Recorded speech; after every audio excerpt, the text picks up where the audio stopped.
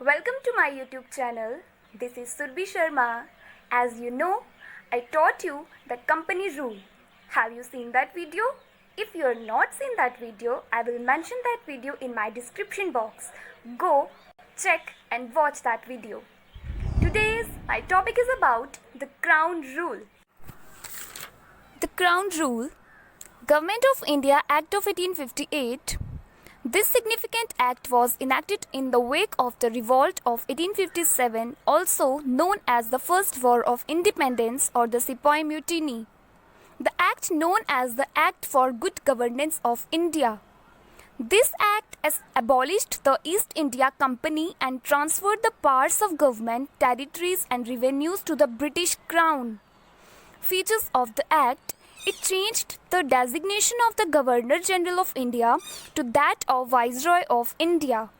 He was the direct representative of the British Crown in India.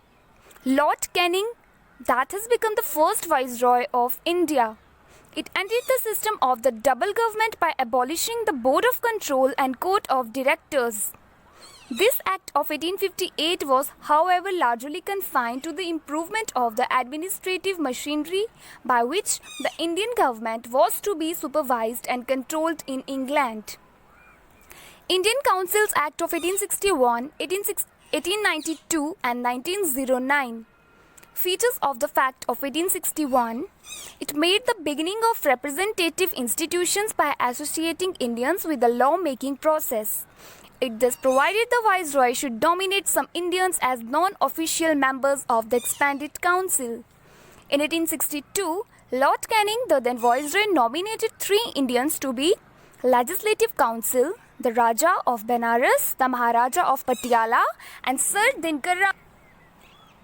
It also provided the establishment of new legislative councils for Bengal, northwestern provinces and Punjab, which were established in 1862, 1886 and 1897 respectively. It empowered the Viceroy to make rules and orders for the more convenient transactions of business in the council. It also gave a recognition to the portfolio system introduced by Lord Canning in 1859. Features of the Act of 1892. It increased the number of additional members in the central and provincial legislative councils but maintained the official majority in them. The Act made a limited and indirect provision for the use of election in filling up some of the non-official seats both in the central and provincial legislative councils.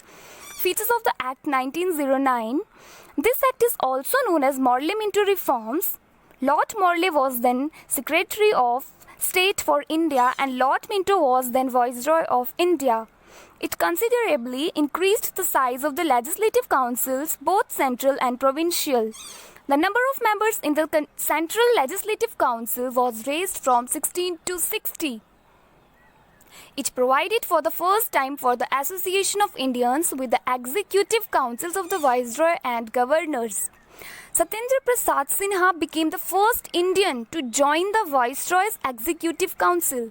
He was appointed as a law member. It introduced a system of communal representation for Muslims by accepting the concept of separate electorate. Under this, the Muslim members were to be elected only by Muslim voters. Thus, the Act legalized communism and Lord Minto came to be known as the father of communal electorate.